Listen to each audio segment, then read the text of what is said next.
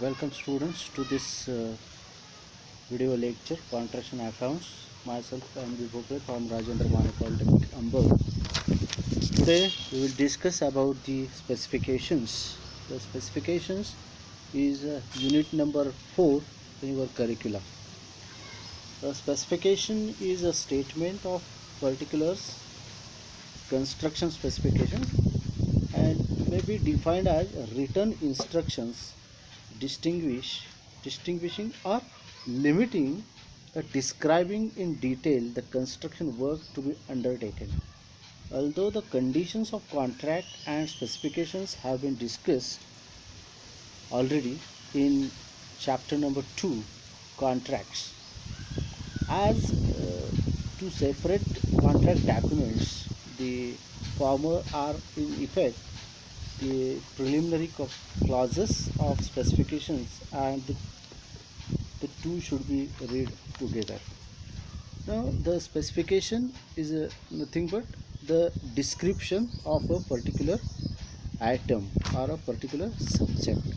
An engineering specification contains detailed description of workmanship, material which are required to complete an engineering project in accordance with the with its drawings and details of the project. What are the purposes of specification? The purposes of specifications are in contract document the specification defines or shows the quality of material and workmanship. Since the specifications are mentioned in the contract agreement, it protects to keep the safe the owner from damage due to the poor workmanship. So specification is the witness document and hence useful in court to settle the dispute if dispute arises between the owner and contractor. Okay. So it helps to prepare a rate analysis of various items, as we see in detail what is rate analysis and how we calculate the rate of an item. That are the detailed procedure of rate analysis.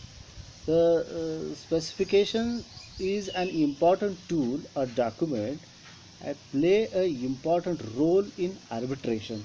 If any dispute is arises, so we have to settle that dispute, and to settle dispute there is an arbitrator, or the process of dispute settling is called as arbitration. So uh, specification fixes the responsibilities of owner and contractor. It helps to the contractor in preparing the pricing of the tender or pricing of the item, or the purposes of the specification. Now, what are the importance of specifications? The following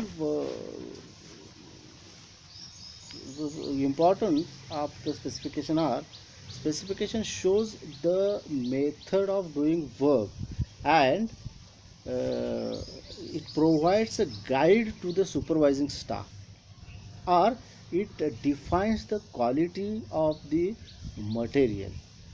The cost of an unit quantity of work is taken by its specification, or it is uh, controlled by the specification. So work should be carried out according to the specifications mentioned in contract, otherwise the contractor will not get the payment. Hence the contractor is only paid according to the specifications. So tender documents without specification is considered as incomplete or invalid tender document. Okay. So any change in specification changes the rate mentioned in the tender paper. So the specification must be perfectly defined during the preparation of the tender documents, or it is published in the tender document. If you want to change the specification, the rate of the particular item must be changed. Okay. So the next we will see the various points to be kept in mind during the framing the specifications. The first point, the proper writing of specification does not require as much imagination and originally it requires the visualization, research, clear thinking, organization, and through knowledge of material and the construction method or construction processes gained through study and experience. The variety of subject matters that many have to be covered by a given set of specifications. So is often extensive and beyond the scope of the our textbook methods or textbook language. Okay, so however the general principles of specifications writing are substantially the same regardless of the subject or regardless of the project work. The same of these are points are applicable for every type of project. So first is language of the specification. The simple and clear language should be used. The use of indefinite or ambiguous words or clauses should be avoided. The specification should require no interpretation as to meaning. So, rule of grammar should be adhered to. The style and the tense should remain the same. The sentences should be so framed that the addition or omission or misplacement of a comma does not alter the sense of the specification or meaning of that particular sentence. So repetition of the nouns is preferably to be used for relative pronouns. So this is the first point kept in mind during the framing the specification. Then brevity. So specification should be brief. Long and involved sentences should be avoided. Okay. So long sentences should be avoided. The standard article should be specified by references to standard accepted specifications. So specifications are instructions, and as such the specifications writer should not give the reasons for what he specifies. So okay, it must be a specified article or standard specific standards should be referred for the framing during the framing of the specification. So fairness, uh, the specification should be fair to all parties. The contractor should not be required to assume all the risks and responsibilities for possible errors and omissions of the engineer or architect.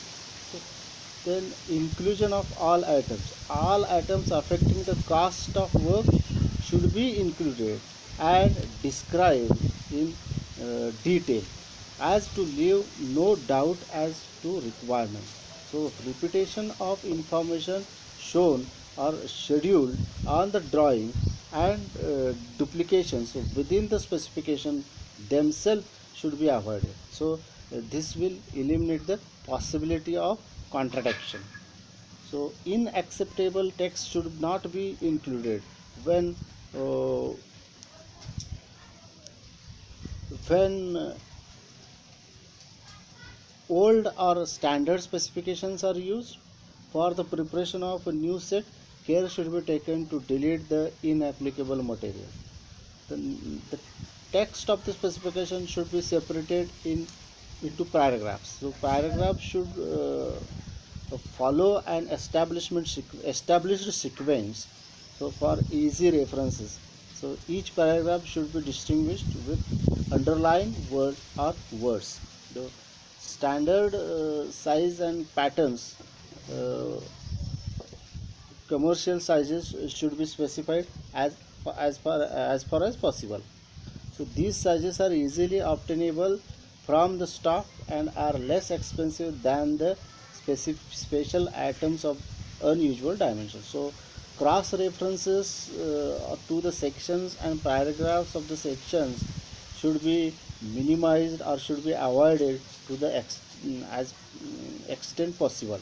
So when absolutely necessary, title should be referred to. Okay. So the specification should prescribe the quality of materials and workmanship and also the desired final results, but they should not attempt to instruct the contractor as to how he should go about the attaining the results. For example, the specification for cement concrete should state the desired strength such as M15 or M20, and not the proportions in which the various ingredients have to be mixed to attain that strength. So because nothing that is practically impossible to achieve and not the intent to be enforced should be specified. So do not specify the impossible things in the specifications. So these are the points to be kept in mind during framing the specification.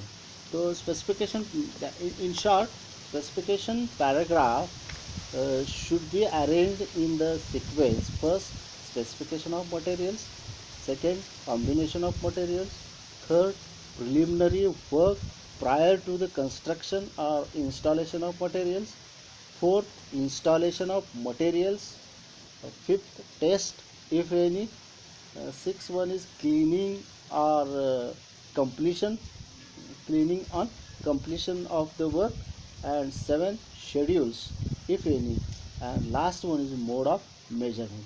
These 8 points should be included in your specification, or sequence of the drafting of specification should be followed in this sequence. Okay.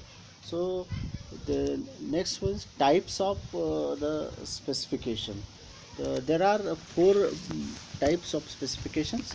First one is brief specification, then a detailed specification, then standard specification, and manufacturer specification. So in brief specification, it is a general specification used for estimating the project, or the it is brief.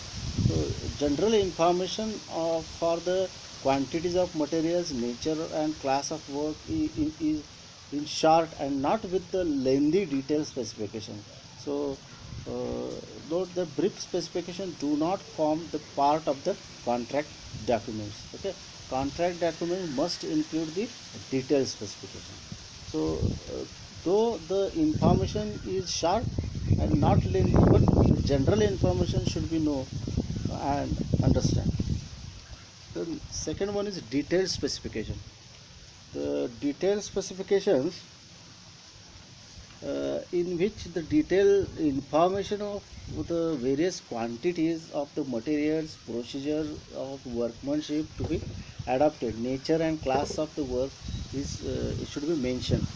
So hence detailed specification forms a part of a contract document. So again, detailed specification should have the sequence as I mentioned previously. So first, quantities of material, quantities of material and their procedures, quality of material, method of doing work or procedure of work, test if any required, and types of equipments and machineries used, special tools and plants used, method of operations of the special tools and plants, etc. Should be mentioned in the detailed specification. Then mode of measurement are mentioned in the detailed specification. In short, without the detailed specifications for a particular item, the tender document and contract are incomplete, and it is considered as invalid contract or invalid tender. Next is a standard specification.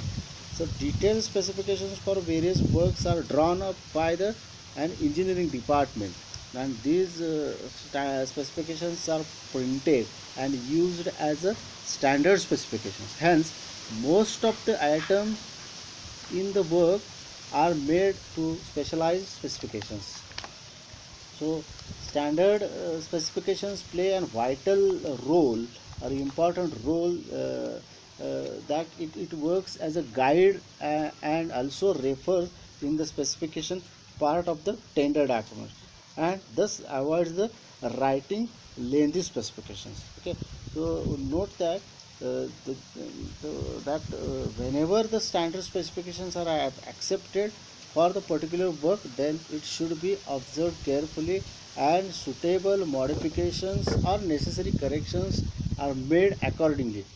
Okay, so standard specifications must be periodically revised so as to include some changes in techniques. So specifications of the items such as stonework, brickwork, plastering, pointing, excavation, earthwork, concreting, etc., becomes common in writing particulars of such an item, and hence it is not required to write such common specifications again and again. Okay. The standard specifications are mostly referred because it saves the time, and there is no possibility of doing the mistakes during the drafting the detailed specifications. Okay, so next one is manufacturer specification. The manufacturer specification, in which the properties of a product such as strength, thickness, depth, elasticity, or chemical composition, etc., are mentioned. The specifications of the products of the manufacturers like steel, mild steel, tar steel, plain steel, cement, paints, walls, etc., are included under the head of manufacturer specifications. So these are the some types of specifications, and how we form the or draft the specifications. So in next lecture we will discuss about the legal aspects of specifications, and we will see the detail some items of or detailed specifications of some items like excavation, random rubble masonry, cement concrete or reinforced cement concrete, brickwork,